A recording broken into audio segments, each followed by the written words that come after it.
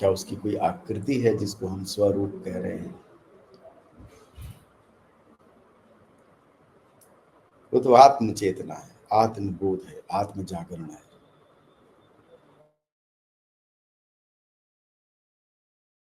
Real self और false self की चर्चा की है। ये तो चर्चा के लिए है, बात के लिए भाषा की सीमा है जो इस तरह से बांटती है, तभी बात समझ में आती है। अन्यथा सेल्फ तो एक ही है, सेल्फ तो हो ही नहीं। एक भ्रांत उपस्थिति है, एक निर्भ्रांत उपस्थिति है।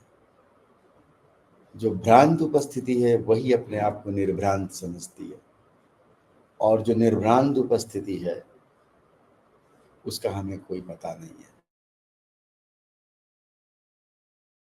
कल्पनाओं से जो लोगों ने हमें सुना दिया है, बता दिया है, पढ़ लिया है, कुछ सुन लिया हमने, उससे बना हुआ, उसकी तो खबर भी नहीं है हमें।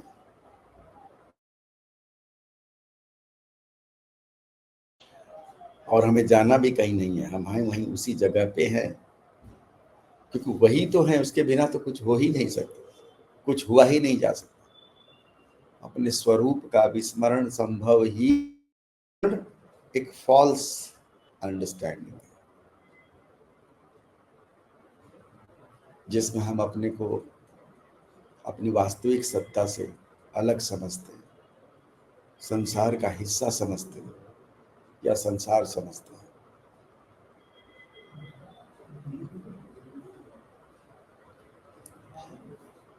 कई बार ये लगता है कि हमको एक यात्रा करनी है, एक स्पिरिचुअल जर्नी करनी है, हमें कुछ करना है,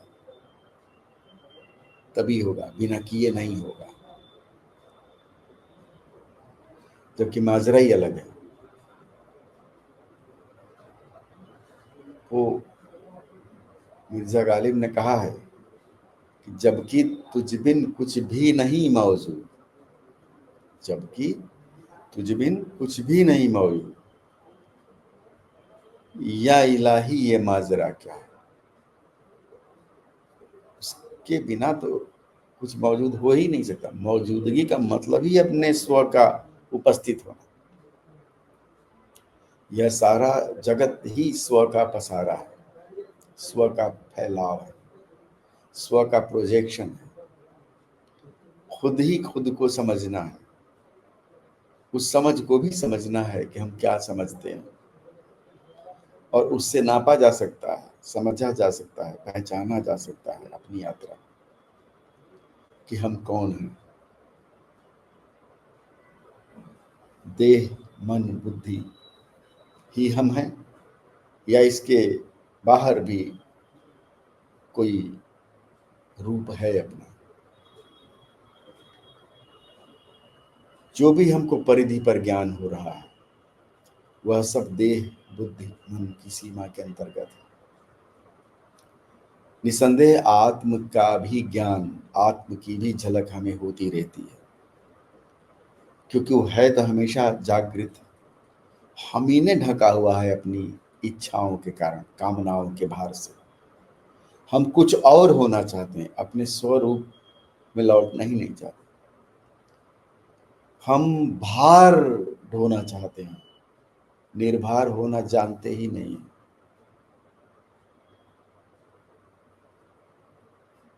साहित्य हमने पढ़ लिया, दर्शन हमने पढ़ लिया, मनोविज्ञान हमने पढ़ लिया, कलाओं को देख लिया, समझ लिया। कहाँ से? हृदय से नहीं, बुद्धि से। तो बुद्धि ने उसके संसार को, मानसिक प्रक्षेपण को हमारे सामने अपनी ही नाभि से जाले पैदा करती है, उसी में रहा करती है। उसी तरह से हम भी एक संसार, एक दुनिया बना लेते हैं और उसी दुनिया में रहने लग जाते हैं। बुद्धि के अभ्यास से, मन की शक्तियों के अभ्यास से बहुत कुछ चीजें संसार में की जा सकती हैं, बहुत कुछ चमत्कारिक चीजें भी हो सकती हैं। इन शब्दों के वक्ता ने ऐसी बहुत सारी साधनाएं की थी। एक समय था, आज से 30-40 साल पहले, जब तंत्र के सभी पक्षों में मैं प्रविष्ट हो गया था, मेरे मित्र जानते हैं, उन गुरुजनों को भी पता है जिनके साथ हमने समय बिताया है, लेकिन है वह सब मन का हिस्सा, मेंटल प्रोजेक्शन का हिस्सा। उसमें हम और नए देवी देवता भी गढ़ सकते हैं, और ये एक शक्ति है जो मनुष्य को मिली हुई है। मनुष्य है ना, मनुष्य का मतलब ये मन, लाइफ और माइंड के स्तर तक आया हुआ है। मैटर ने ही अपने को लाइफ में, और लाइफ ने ही अपने आप को माइंड में अभिव्यक्त किया है। मन के कई अंधकारमय पक्ष हैं जिनको हम नहीं जानते। मनोवैज्ञानिकों ने बहुत अध्ययन किया है, बताया है कि मन के बहुत गहरे पक्ष हैं। माइंड का स्तरीकरण तो श्री अरविंद ने भी किया है। एक कवि कविता लिखता है, मन की शक्ति से लिख रहा है। शक्तियों में से एक है जिसको इल्यूमिन्ड माइंड कहा है। वो विभासित मन है, इल्यूमिन्ड है, चमकदार है, उसमें अंधेरा है लेकिन कम है। इसीलिए कवियों के पास भी एक दृष्टि है, उसमें अंधेरा भी है। पेंटरों, चित्रकारों के पास भी वो है। पेंटिंग उसे अभिव्यक्त करती है, संगीत उसे अभिव्यक्त करता है। संगीत में अंधकार कम है। सबसे गहरा अंधकार उनमें फ्लक्चुएशंस हैं, डार्क माइंड और इल्यूमिन माइंड के, और कभी कभी ओवर माइंड के फ्लक्चुएशंस हैं, फ्लक्चुएट करता रहता है, और इसीलिए उनके जीवन में संतुलन कम दिखता है। कवियों में भी संतुलन का अभाव दिखता है। उसका भी कारण यही है कि मन कभी तो सामान्य तल पर रहता है और कभी अचानक इल्यूमिन माइंड के स्तर पर चला जाता है। और कभी कभी जो एग्जिस्टेंशियल पोएट्स हैं, मिस्टिक पोएट्स हैं, वो वैसी वाणी भी कविगण बोलने लगते हैं ओवर माइंड के प्रभाव से। ओवर माइंड को ही श्री अरविंद ने ईश्वर कहा है। ओवर माइंड के तल पर जो चेतना सक्रिय है वो विभु है, ईश है, सर्वव्यापी है, इसलिए वह ओवर माइंड है, मन के ऊपर के स्तर पर है। अति मानसिक स्तर वहां से शुरू हो रहा है।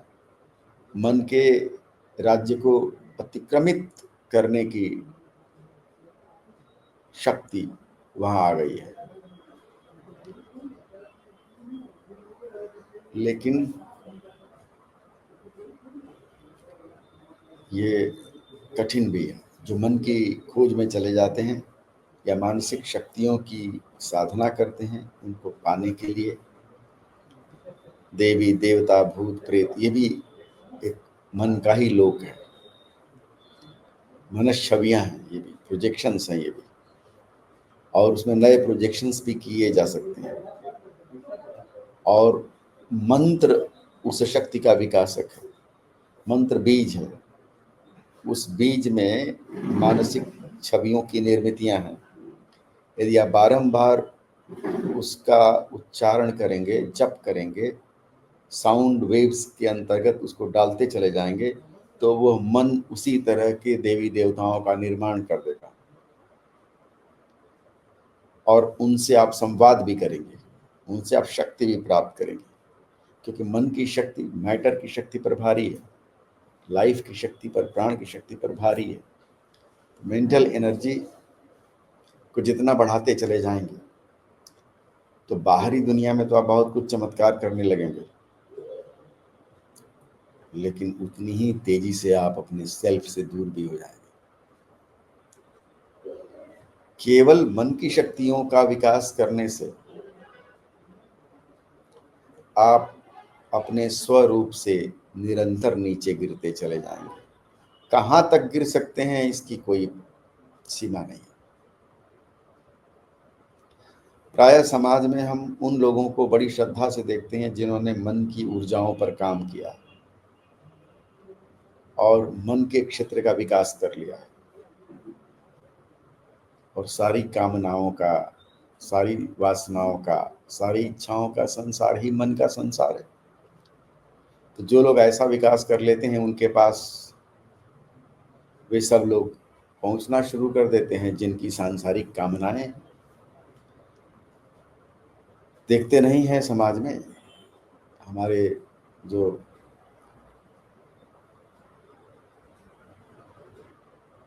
साधु संत लोग हैं, ओझा हैं, तांत्रिक हैं, बड़े बड़े, कई बार कुछ लोगों को महात्मा भी कहते हैं, अधीश हैं, उनके पास मन की शक्तियों का बहुत विकास है।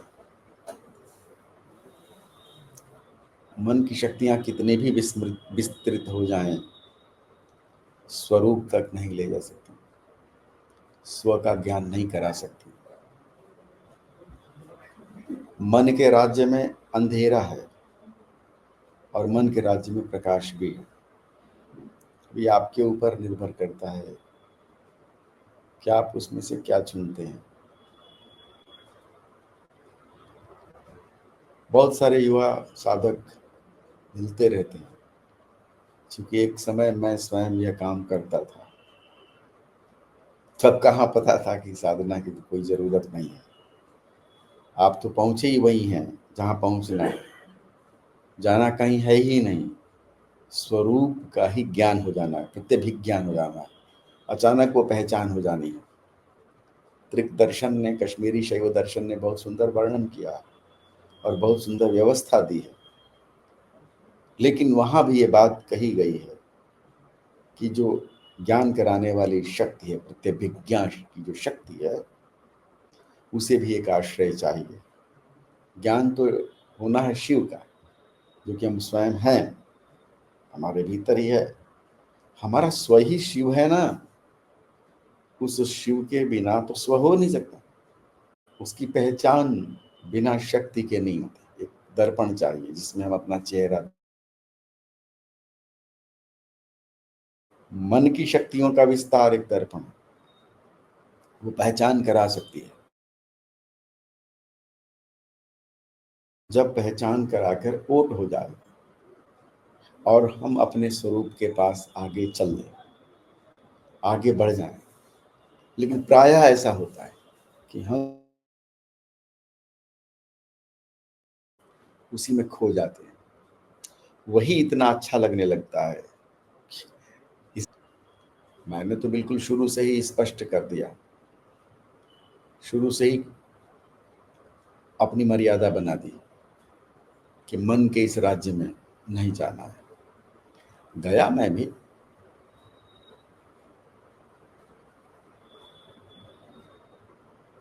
जब मध्य प्रदेश में मैं गया असिस्टेंट प्रोफेसर होकर, तो कुछ समय तक उसमें रहना भी था,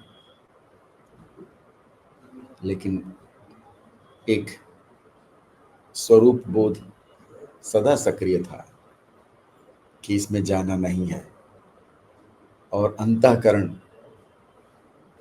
उसे विषय मृग तृष्णा ही कहता रहा। नहीं स्वात्मा रामम विषय मृग तृष्णा भ्रमयति। जो आत्मा राम में निमग्न है उसको विषय मृग तृष्णा निमज्जित नहीं करती, भ्रमित नहीं करती। अब ये तो नहीं कहा जा सकता कि कामनाओं से मनुष्य सर्वथा ऊपर हो जाता है, कुछ तो शेष रह जाती हैं, लेकिन जहाँ कामनाएं सर्वथा निःशेष हो जाएं, जहाँ कोई वासना, कोई इच्छा बचे नहीं, वहीं पर स्वरूप का अनुभव होता है। और एक बार जब स्वरूप का अनुभव होता है ना, तो सब छिलके उतर जाते हैं, सारी बातें वाहियात लगने लगती हैं। क्यों? क्योंकि आपके अतिरिक्त कुछ भासता ही नहीं है। उस परम चैतन्य की अवस्था में कुछ बचता ही नहीं है। आप ही तो हो यार, सब जगह तो आप ही हो, आप ही स्व हो, आप ही पर हो। क्योंकि आप जितना देख रहे हो, जितने भर को देख रहे हो, जो कुछ भी देख रहे हो, वही तो आप हो। अपने देखने से पृथक तो हो ही नहीं ना। और यदि आप नहीं हो जगत भी नहीं है। जगत इसीलिए है क्योंकि आप, दृश्य इसीलिए है क्योंकि तुम देखने वाले हो। अगर देखने वाले तुम नहीं हो तो संसार भी नहीं हो सकता। तो ये बात मेरे अंतर मन में हमेशा स्पष्ट थी। इसलिए जब मेरे प्रिय मित्र गुरसिया जी मन के राज्य के संभावनाओं और चमत्कारों पर मुझे रोकना चाहते थे तो मैं उससे निकल जाता था। लेकिन चमत्कार इत्यादि की बातें अक्सर होती रहती हैं, होने लगती हैं साधना के क्रम में।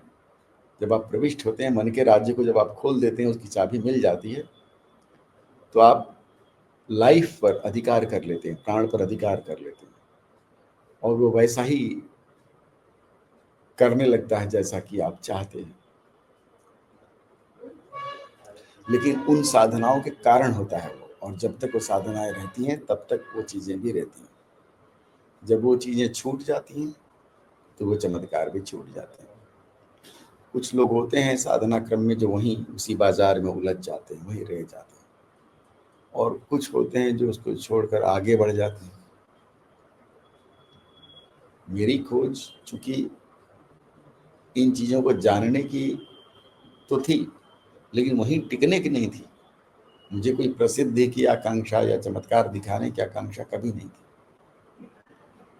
जबकि बहुत लोग इस बात की तस्दीक करेंगे कि कितने तरह के मानसिक मानसिक कार्य, जिनको आप चमत्कार कहते हैं, होते रहते थे। एक समय था, लेकिन जब आप यात्रा पर चलते जाते हैं तो वो चीजें पीछे छूट जाती हैं। और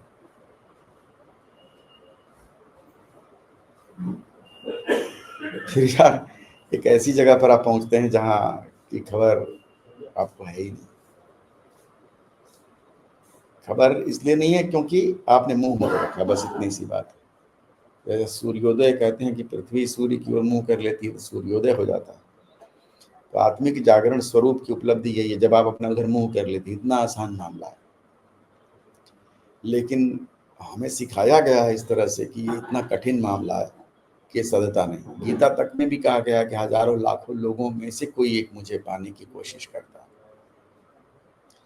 सच भी है। संसार को जब आप देखते हैं तो चारों ओर यही दिखता है कि लोगों को क्या चाहिए, अपने स्वरूप का ज्ञान, अपने स्वरूप की खोज तो है नहीं। मैं तो साहित्य में भी इसीलिए गया, अपने स्वरूप की तलाश करते हुए, खोजते हुए। अथर्वा में वही वन हूं नामक कृति स्वरूप की खोज से ही निकली हुई कृति है। और जब आप जीवन में बहुत कुछ करते हैं जीवन यापन करने के लिए, तो उसमें बहुत सी चीजें आ जाती हैं। नौकरी, विवाह, परिवार, बच्चे, स्थानांतर, पद, लेखन, ये सब आत्मरूप जगती का उदय होने पर अयथार्थ हो जाता है। और मानसिक संसार में जब आप रहते हैं तो वही बहुत ताकतवर नजर आता है, चुनौती देता रहता है। आपको लगता है कि इसको पा लेना चाहिए, लेकिन जहां भी इस तरह की कोई चाह बची हुई है वहां पर स्वरूप का ज्ञान संभव ही नहीं है। स्वरूप की उपलब्धि तभी हो सकती है जब आप समस्त कामनाओं से परे चले जाएं, इस चाह से भी मुक्त हो जाए कि मुझे कुछ चाहिए, मुझे कुछ परमात्मा की खोज करनी है, सत्य की खोज करनी है, जैसी इच्छा से भी मुक्त होना होगा। लेकिन ये अपने आप होता है, जब आप उसमें रमते हैं तो ये होने लगता है। इसका कोई पहले से लिखा हुआ ड्राफ्ट नहीं है, कोई स्क्रिप्ट नहीं है जिस पर आपको चलना है। ये स्क्रिप्ट आपके संस्कार से, आपके मन से, आपकी प्रवृत्ति से, आपकी रुचि से, आपकी जीवन शैली से स्वयं पैदा होता है। कविता ने मेरा भी बहुत दूर तक साथ दिया, और हताश निराश मन के लिए कविता बहुत बड़ा सहारा थी मेरे लिए। वो एक ऐसा समय था जिसको मैं बांट नहीं सकता था, बता नहीं सकता था। पढ़ाई लिखाई संपन्न होने के दौरान ही जिस तरह के अनुभव क्षेत्र में मैं चला गया था और जो मेरे साथ हो रहा था उसकी खबर किसी को नहीं थी। हो भी कैसे सकती थी, बाहर से तो पता चल नहीं सकता था। पारिवारिक उलझनें अपने स्तर पर काम करती हैं और आपकी आंतरिक अभिप्साएं अपने स्तर पर काम करती हैं। दोनों में जब टकराव होता है तो टूट फूट भी होती है। लेकिन जिसे भी संसार में कुछ पाना है उसे मन के धरातल पर ताकतवर होना होगा, मानसिक राज्य को फैलाना होगा, विल को फैलाना होगा, इच्छा शक्ति को विस्तृत करना होगा। मुझे ये चाहिए, मुझे वो पाना है, जिसके लिए सपने देखने की बात कही जाती है, की जाती है। अब मजे की बात यह है, कई बार हंसी आती है कि संसार तो स्वयं एक सपना, इस सपने में सपना क्या देखना, सपने में सपना क्या है। यह तो वैसे ही आधी बेहोशी का मामला है। उस आधी बेहोशी में एक और बेहोशी संभालना, और उसमें सफल हो भी गए तो क्या। प्रश्न तो ये है।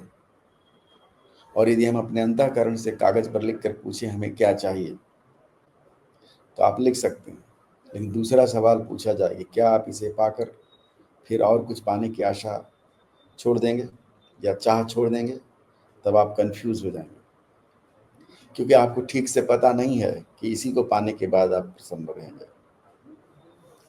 इसलिए जब स्वरूप की बात हम करते हैं तो स्वरूप बोध में ये असल बात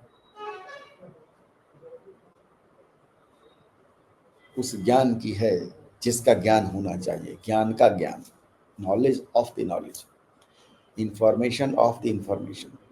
उस पॉइंट पर आना है कि हमें ही जानना है और खुद को ही जानना है, हमें ही चलना है और हम वहीं पर हैं। ये बदतो व्याघाती बात है। हमें खुद को ही पाना है और हम खुद ही हैं खोजने वाले।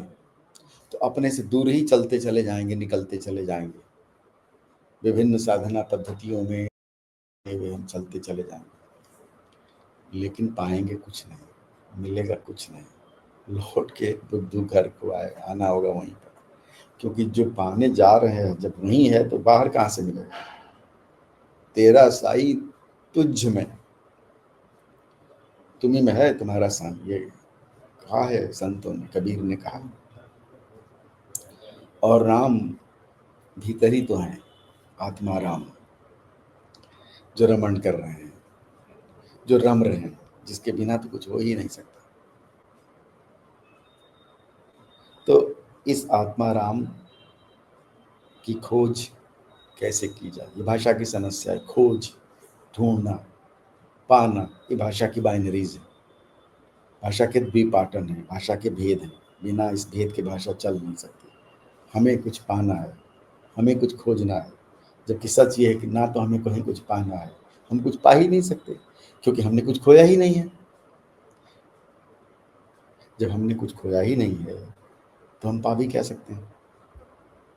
अपने स्वरूप का विस्मरण भी हुआ नहीं है असल में, सच पूछें तो वो है स्मरण में। उसी का तो ध्यान करना है। जब हम ध्यान शब्द कहते हैं तो क्या अर्थ है इसका, उसी का ध्यान करना है, जरा ओरिएंटेशन उधर मोड़ लेना है, तो स्वरूप का स्मरण हो जाएगा। जो स्वरूप का स्मरण है वही जागरण है।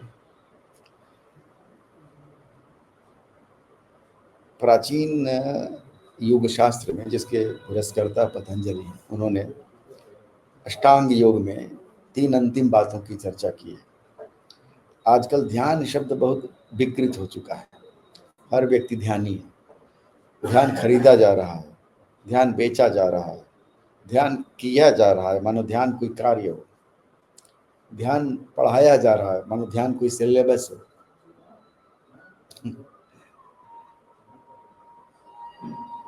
ध्यान तो एक फ्लावरिंग है, फूल को पैदा नहीं किया जा सकता, फूल को बोया नहीं जा सकता, फूल तो अपने आप बीज की उपलब्धि है। बीज के साथ ही हम कुछ कर सकते हैं, फूल के साथ क्या कर सकते हैं? कर सकते हैं, बीज ही को बोया जा सकता है, पौधा ही लगाया जा सकता है।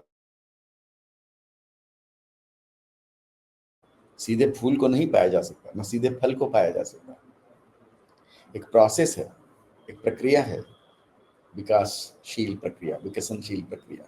बीज से वृक्ष तक, बीज से फल तक, बीज से फूल तक, बीज से सुगंध तक, बीज से रस तक, बीज से स्वाद तक। बीज ही के साथ करना पड़ेगा जब भी करना पड़ेगा। परिणाम के साथ तो कुछ नहीं कर सकते, परिणाम तो उसका आउटकम है। तो ध्यान के साथ तो कुछ नहीं कर सकते, ध्यान तो उसका आउटकम है। समाधि के साथ तो कुछ नहीं कर सकते, वो तो उसका आउटकम है। पतंजलि ने अंतिम 3 चरणों की जो बात कही है, उसमें पहला है धारणा, फिर है ध्यान, और तब है समाधि। ये उत्तरवर्ती प्रक्रियाएं जब हम अपने स्व की ओर केंद्रित होने लगते हैं, तो हमारा उठना, बैठना, सोचना, विचारना, खाना, पीना, सोना, जागना केंद्र की ओर लौटने लगता है।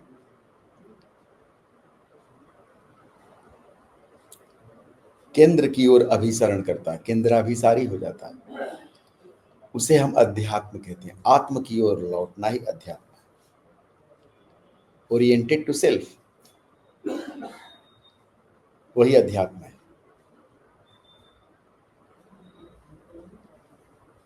जब हम अपनी ओर लौटने लगते हैं तो उसका व्याकरण अलग पैदा होने लगता है। वो बताने से नहीं आता, वह स्वयं व्याकरण जन्म लेता है। और जब बार बार हम अपनी विचार शक्ति से, सत्संग से, तर्क प्रक्रिया से, अध्ययन से, मनन से, अध्यवसाय, तब धारणा शक्ति मजबूत होने लगती है, तब कॉन्सेप्शन में आने लगता है। निरंतर कॉन्सेप्शन की प्रक्रिया लंबी चलती है, बहुत लंबी। कॉन्सेप्शन एक अलग चरण है। स्व का अध्ययन करने के बाद धीरे धीरे कॉन्सेप्ट प्रबल हो जाता है, हमको समझ में आने लगती है चीज, और समझदारी का प्रकाश फैलने लगता है। फिर वही बात दिन रात हमारे भीतर मचलती है, वही बात हमें रस देती है, उसी बात की चर्चा में हम खोए रहते हैं। एक खुमारी रहती है, एक तंद्रा रहती है, जब देखो तब वही बात। ये धारणा शक्ति का विकास करने से होता है। ये भी एक चरण है, एक सीढ़ी, एक प्रक्रिया है। वहां हम आते हैं धीरे धीरे, वहां पहुंचते हैं धीरे धीरे।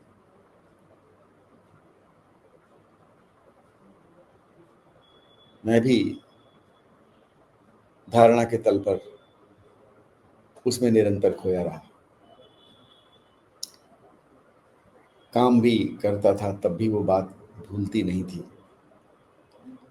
कविता को मैंने इसीलिए कहा कि वो बहुत काम उसने आसान कर दिया, इसलिए क्योंकि हमेशा मेरे साथ रही। मेरी धारणा शक्ति के विस्तार में, विनियोग में मेरी काव्य शक्ति ने मुझे बहुत सहयोग किया। अगर वो ना होती तो शायद मैं बिखर जाता। कविता ने मुझे बिखरने से बचाया है।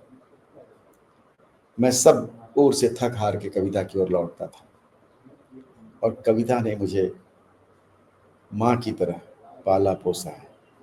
मेरी अंतश्चेतना का लालन पालन मेरी कविता ने किया, क्योंकि मैं प्रायः अकेले में रहा हूं, एकांत में रहा हूं। सामाजिक रूप से सक्रिय होते हुए भी मैं केवल मन के तल पर ही मिलता रहा। अंतःकरण के तल पर मैं मिल नहीं पाया। बहुत कम मित्रों से अंतःकरण का मिलन हुआ। अनेक मित्र, सुंदर मित्र मुझे मिले जो प्रभु के वरदान की तरह हैं। वे अंतःकरण के मित्र हैं। मन की मित्रता तो मेरी बहुत कम हुई, और हुई भी तो छूट गई, क्योंकि मेरी धारणा शक्ति को बनाए रखने में जिन मित्रों ने योगदान दिया वे ही मेरी अंतःकरण की शक्ति बने। और ये हमेशा हुआ। जीवन के हर चरण पर धारणा का प्रभाव गहराता रहा, बोध का बोध होता रहा, ज्ञान का ज्ञान खींचकर अपने केंद्र की ओर लौटता रहा। क्योंकि जब हम ही सारा जगत है, हम ही से सारा जगत पैदा हुआ है, हम ही उसके केंद्र में हैं, चाहे वो कोई भी देवी देवता हो, उसके अंतःकरण में जो मैं है वह मैं और आपका मैं एक ही है, अलग अलग नहीं है। सारे बुद्ध पुरुषों का मैं और आपका मैं एक ही है। उस क्षण में, उस केंद्र में जब आप मैं होते हैं तो आप समग्र अस्तित्व के मैं बन जाते हैं, जिसको भगवत्ता कहा गया है। और उस बिंदु पर आते ही आपको अपनी विराटता का अनुभव होने लगता है, फैलाव का अनुभव होने लगता है। आप केवल देह तक सीमित सत्ता नहीं रहते, आप पूरे अंतरिक्ष ब्रह्मांड में फैल जाते हैं। जिन लोगों ने अथर्वा को ध्यान से पढ़ा है उसमें कुंडलवन, जिसमें केवल मैं की बात कही गई है, और तंत्रालोक, जिसमें लगातार सूक्ष्म शरीर की यात्राएं हैं, दिखाई देंगी। ये सब रिकॉर्ड्स हैं, ये डायरीज हैं, एंट्रीज हैं, प्रविष्टियां हैं, जिन्हें भाषा में व्यक्त कर दिया गया। निसंदेह एक साहित्यिक भाषा, एक साहित्यिक शैली। क्योंकि कविता जब मेरे पास थी तो कविता को मुझे भी उसी वत्सलता से पहचानना भी था और उसके साथ रहना भी था। तो ये काम साथ ही साथ चलता रहा।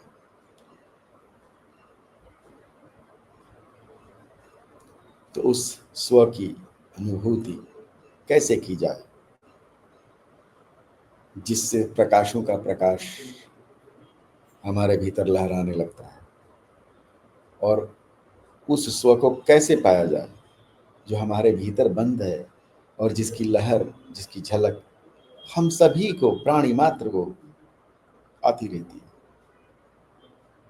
दुख सुख के अनुभव आते रहते हैं। उसके भीतर भी प्रच्छन्न प्रकाश झिलमिलाता रहता है और वो हमेशा सबको मिलता है। तीव्र संवेग के क्षणों में ऐसी लहर मिलती है, क्योंकि वो न हो आप तो आपको आनंद मिल ही नहीं सकता। यही प्रमाण है कि आप हैं। तो आपके होने से जो सुख मिल रहा है वह सुख आप ही के होने से, आपके मैं की वजह से, आपके स्वरूप की वजह से, बाहर से नहीं आया हुआ। जहां भी आपको आनंद मिलता है वह आप ही की चेतना का विस्तार है, आपके ही मन का विस्तार है, आपके ही जीवन का विस्तार है, आपके ही पदार्थ का विस्तार है। आप ही पथ हैं, आप ही मील के पत्थर हैं, आप ही रास्ता बताने वाले तीर हैं, आप ही पथिक हैं, आप ही पथ हैं, आप ही मील के पत्थर हैं, आप ही रास्ता बताने वाले तीर हैं, और आप ही गंतव्य हैं, और आप ही चलने की शक्ति हैं, और आप ही को चलने का संतोष होता है, और आप ही पहुंचने वाले हैं, और पहुंचकर अनुभव करने वाले कि मैं पहुंच गया भी आप ही हैं, और जहां पहुंच गए वो भी आप ही, और जहां से चले थे कि मुझे चलना है वो भी आप ही हैं, मुझे कहीं पहुंचना है अपने स्वरूप को जानने के लिए वो भी आप ही, उस क्षण भी वो आप हैं पूरी तरह से।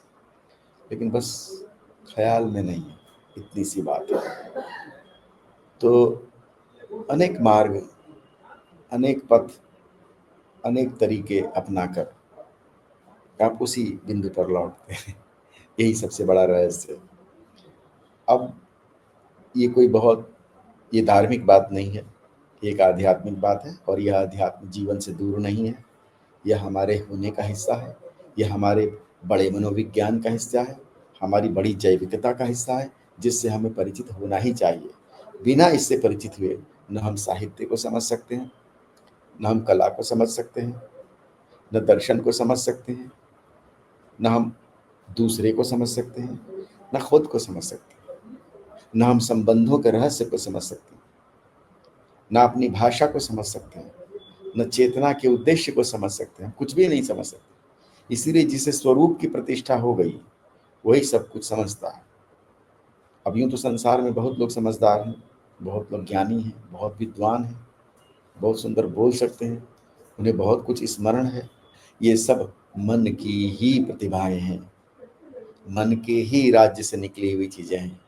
ये सेल्फ के प्रोजेक्शन हैं, लेकिन सेल्फ की इनलाइटमेंट से पैदा हुई चीजें नहीं है। ये बात याद रखनी चाहिए।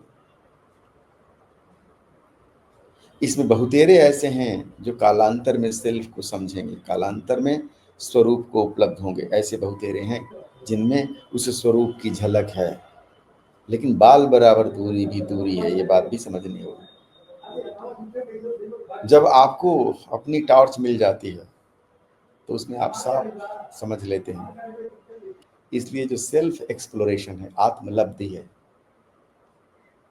सेल्फ इनलाइटमेंट है, स्वरूप का ज्ञान है, वही द्विजत्व है, वही आत्मज्ञ होना है, वही आत्मावान होना है। और मोटी कैटेगरी में हम कहें तो मन बुद्धि के लक्षणों के ऊपर जो शासन कर रहा है, अपनी कामनाओं के ऊपर जो विराज रहा है, जो संसार के भटकाओं से दूर है, जो सर्वारंभ परित्यागी है, जिसके भीतर कोई संकल्प नहीं है, अनी है, कामना रहित है, निश्चय ही यात्राएं आगे भी हैं। यहाँ से यात्रा शुरू होती है, अध्यात्म की यात्रा यहाँ से शुरू होती है।